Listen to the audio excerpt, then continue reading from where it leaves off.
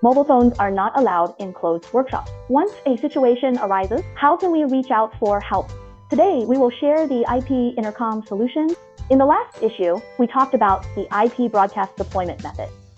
Similarly, we can install such IP Intercom endpoints in the factory workshop, registered into our system through the local area network. Once a situation arises, if someone is injured or the machine malfunctions, you can call our duty room for help with one click.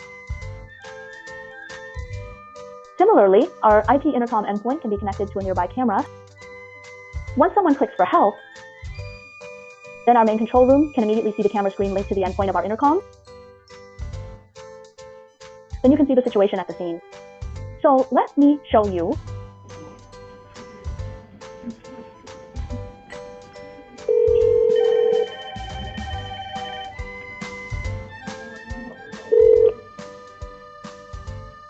Hello, what's the matter here? What's the matter here? Love these. With their workshop sale today, arranged for maintenance. One moment. Okay, send someone over immediately. Send someone over immediately. Similarly, if you encounter doubts during the production process, you can also call managers and technicians with one click.